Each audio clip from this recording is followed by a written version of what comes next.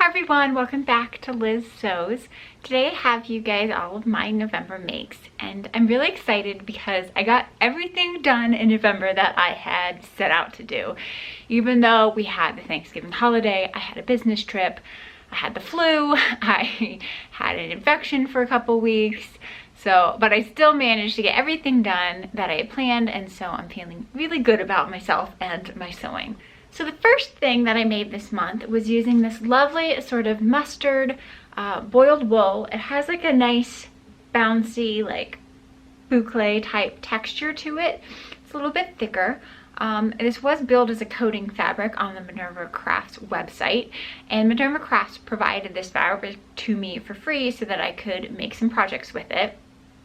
I had hemmed and hawed about what pattern that I wanted to use, and I ended up at the last minute changing over to this Butterick 6244 pattern. The reason that I wanted to change over to this pattern is that because it's a boiled wool, it doesn't need to be hemmed at all, so the edges don't fray. And so I thought it was a great way to take advantage of that lovely like waterfall drape. I didn't hem anything on it, so the sleeves remained unhemmed as well as the bottom of the coat. The sleeves are actually hit me at a really, really good length without any alterations. But again, if I had hemmed these sleeves like you were supposed to do, the sleeves would not have been long enough, and I would have needed to lengthen them. I didn't even think about it. I just, was so excited to make the coat. I cut into the fabric and got going. But it all turned out in the end. So the inside of this coat is unlined, so it was a very, very fast and satisfying make, and honestly it's one of my most favorite things I've made in a while, just because it feels like I'm wearing a blanket, and who doesn't love that feeling? So as I said, the inside of the coat is unlined, and then you were supposed to flat fell the seams, and I will try to insert a clip of that over here of what I did with the seams. It wasn't a flat fell just because the fabric was so thick I had trouble getting it to fold back around. It was just way too bulky. So what I did is I trimmed one side of the seam allowance and then ironed the long side over it and just sewed down and then trimmed off any excess. And again, because it's a boiled wool, it's not going to fray at all. It should still be a fairly stable seam, and I think it looks really nice from the inside, so there's no like large flappy seam allowances out. So I think it has a really nice clean finish. I did do a couple of alterations to this pattern just because when I finished it, the blanket was strong. So the first thing that I did was add two darts that extend all the way from the shoulder blades down to my hips, and I put those in the back, and I will again try to insert a clip over here so you can see that those really add a lot of shaping to the back of the garment. I felt because there was so much excess fabric in the front with that waterfall feature, it just needed a little bit more tailoring in the back for me to feel comfortable in it. So I think that really accentuates the shape. I think it makes it hang really nicely, and I love how it turned out. Now to put those darts in, I'm sort of lucky because my dress form is almost exactly my measurements. So all I did is put the coat on the dress form inside out and just pinch out the darts and on either side, making sure that everything was level and even, pin those into place and just sew them up, and it worked really, really well. The second thing that I did to sort of help the pattern is I did tack into place these waterfall fronts. So it's just me, but I wanted them to be very symmetrical, but I also didn't want it to look too tortured. So I just, you can probably see where's the tag. There's a tack right here, which keeps that one in place. And then there's a second tack that keeps the bottom in place. And so it still has that look of like an effortless waterfall, but it always falls into place perfectly now. So I feel like it doesn't look too tortured, it doesn't look manipulated too much, but it always has that same appearance, same symmetrical fall to the wool, which I preferred instead of having it look just sort of like messy and haphazard unless you were like setting it exactly for a photo. The next item that I made is this cape, And I am using Simplicity 8263. However, there are a lot of different cape patterns available. This is just the one that happened to be in my stash. And I have used View B, which comes with a detachable collar option. They also have, let's see, View A has lots of different pockets on it. And then View C doesn't have these arm slits in there. Instead, it just has sort of like slits that come up from the bottom of the cape, which allow you to move freely. And then View D has a high-low hem. So the fabric that I've used, again, comes from Minerva Crafts, and this is a wool and acrylic blend fabric. I really think that this looks like Sherlock Holmes when I wear it, and I don't know why, but it's something about that green just makes me feel like Sherlock Holmes. And then when I went to look through all of my different lining options, I had originally intended to put sort of like a white lining in it, but when I saw this green and it picked up, there is, as you can see, it's just a small maroon sort of line that goes through here, and I just thought this red looked really good with that. So it ended up being a very Christmassy coat because you have this like fantastic slinky red lining, and this is Benberg rayon, so it feels really nice against the skin, very soft, and then this green outer fabric. I did purchase like a leather buckle to put up here to keep the cape closed, but it just hasn't arrived yet, and I wanted to share it with you because certainly it's still wearable in the condition it's in. Because this is a very simple pattern, I decided that I really wanted to make sure that I did pattern matching, and I'm very happy with how it turned out. So let's see, there's a seam that runs down right here, which opens up into the arm opening, and so you can see how I pattern matched across there. And then I also tried really hard along the side seams to get it to match up as close as I could. Obviously they're at two different angles, but then the same color lines are hitting in the same place. And then the back as well does have a seam running down it on either side. The back of the coat has a little button tab feature. It doesn't have any functional value, but I thought it helped break it up and really like show where the waist was, just because the cape tends to be a little big, right? Like you're not seeing a whole lot of shape in it. So I thought that was a nice detail. I cut that tab on the bias just because I was thinking, you know, bias and then everything else was straight would look the best, but I might go back and change that and do try to pattern match it in so it like disappears into the pattern of the plaid. I don't know, let me know if you think I should do that or if I should just leave it on the bias as it is. So as I mentioned, this is a detachable collar. Now this is real fur, and before you guys get after me, yes, I am a vegetarian, but I found this fur at a rummage sale of my quilting guild. It was a capelet, and the capelet was absolutely destroyed. There was holes, no one was gonna wear it, and it was gonna go in the trash. And so I bought the fur for about $5, so I figured it was better for it to have a new life, right, than go into the trash. And so I really love how it looks. It feels very, very soft. I have no idea what sort of animal it is. And my cat is super intrigued by it. He thinks he's constantly like rubbing his cheek up on it. And it feels really nice. So I know it's not the most ethical thing to be using real fur, but I feel like because it was a vintage fur that was in really bad shape and that no one was gonna wear again, at least it got a second lease on life. So this is a detachable collar, as I said, so I will go and take this fur off and show you guys what it looks like without it. The collar attaches just with some buttons that are along the neckline right here. So here's what it looks like with that collar taken off.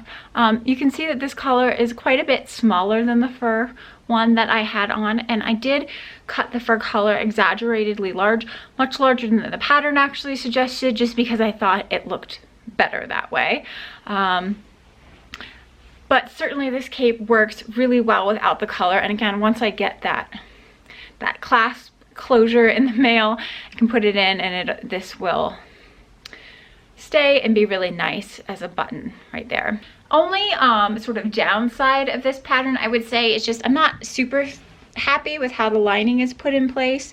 It's bagged out, but there's really, I think you sort of let it hang for a day, and then you trim the lining to make sure that any excess that comes out from the bias doesn't show once the garment is finished. And it's not the best finish. It looks really good right now just because I pressed it and have it perfectly in place, but I can imagine as more and more I wear this, that lining might start showing a little bit more.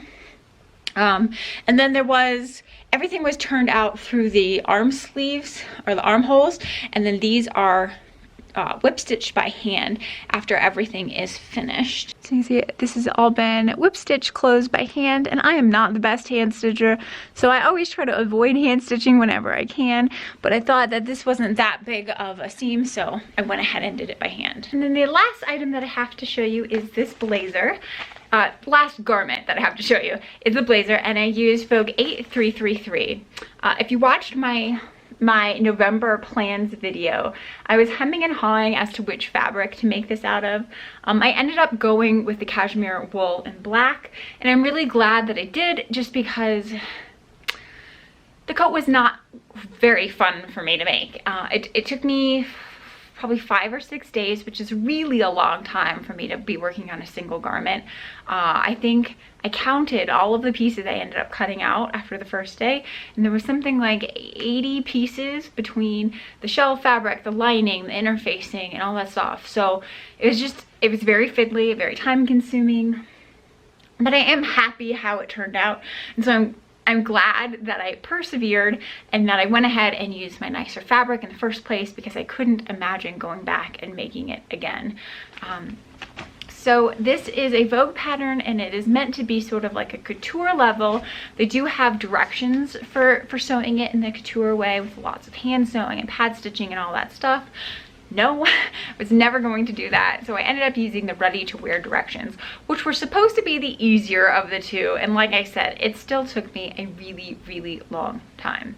I will say I liked the methodology they used for making the notched collar. It came out really good and almost perfect, which that's something I've struggled with in the past, just to make sure that little notch is sewn all the way to the point. So I liked the way that they did that. Another thing that I thought was really interesting in the instructions, which I might use in the future, is just how they bagged out the lining. So they left about 8 inches open in one of the sleeves, one of the sleeve seams. So you just bag out your lining like you normally do, and then you pull your sleeves out, you know, through the bottom of the hem, and sew around the circumference of the wrist. Then, you know, now you have this like opening that's in the bottom of your coat. You pull that through the hole that you left in your sleeve seam and finish off the bottom of the coat, so that the bottom hem of the coat is completely done by machine, which I vastly prefer over having to just hand stitch that like 8-inch section. I think that always looks a little weird to me.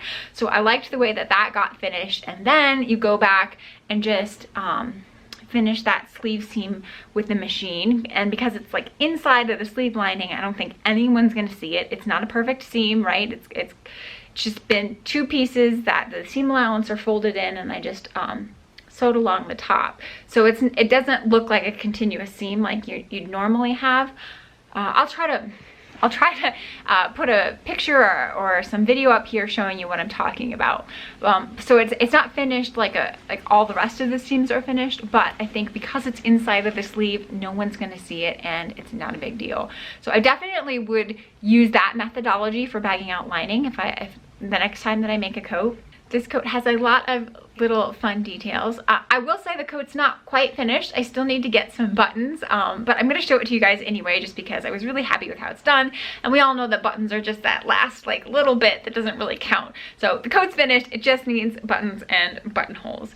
So this has real working sleeve vents. I just have a pin in there right now holding it closed while I get the buttons, but this sleeve vent does open all the way up, so that's really cool. That's the first time I've ever done that. And then it also has a really interesting pocket detail, which was one of the reasons why I picked this pattern in the first place. So as you can see, it's like double pleated. So the back pleat is the actual pocket itself. I will say that these pockets are really, really shallow. So here's the extent of how far I can stick my hand in the pocket. So I don't think I could put keys or anything in this and think that it's going to be secure. If I was to make this coat again, I would just leave the pockets out. But I do love that pocket detail. I think it just adds a little bit something extra. I'm a little bit sad that just because the fabric is black, it makes it difficult to see, but I know it's there. I also think the seaming lines are just very gorgeous in this jacket. As you can see, it has 4 panels that comprise the back. There's a side panel, so there's no direct side seam. And then I want to say there's 4 panels in the front as well. So you get a lot of nice shaping and this lovely curved edge. I have 2 bras that I made this month. The first one, I used my Harriet pattern, and then this is materials from Bravo Bella Bras. I think they've recently changed their name. I think they're called Bra Builders now, and I will link them down in the description box. They dye everything to order. So this is the colorway Toffee. I think it's really intended to be for somebody with darker skin tone than me, but I just thought the color was really, really beautiful, and I really like how it looks. It has that nice rich sort of red tone, sort of burnt sienna. So I have a lot of different kits from them in different colors, and these sheer bras are quickly becoming the ones that I reach for the most often, so I think they will definitely be more of these sheer bras in my future. The second bra that I made was using this black cherry duoplex from Beware. I'm calling this complete because I actually did make the bra, but I put it on and I realized the straps that I had purchased were too short. I think I was originally intending to make a Boylston bra, and then at the last minute decided to make the Harriet instead, just because the other one turned out so well and so comfy. I wanted to try a Harriet in this sort of fabric. So I needed more straps than what I had purchased. I think I had purchased less than a meter, and I needed a full meter to make a Harriet bra. So I'm calling it done. I need to order more straps to get them put in. But I do love this color. I think it's really, really beautiful. I would say that the duoplex is a lot firmer than this one, which I did in a sheer tricot. And I actually could stand to maybe go up a little bit in size, or at least make the band a little bit longer. I wasn't thinking about the different properties of the fabric, so this one does have just a slight amount of give. It's not very much. Like I said, it's a stabilized sheer tricot, but the duoplex has no give whatsoever. So it's a little bit tight, but I do think as I wear it more, that'll work itself out. But I wish I had given myself maybe just a ½ inch longer on the band. But still really happy with how this bra turned out. So that is everything that I made in the month of November. I hope you guys have enjoyed seeing what I've been up to, and I will talk to you next time. Bye!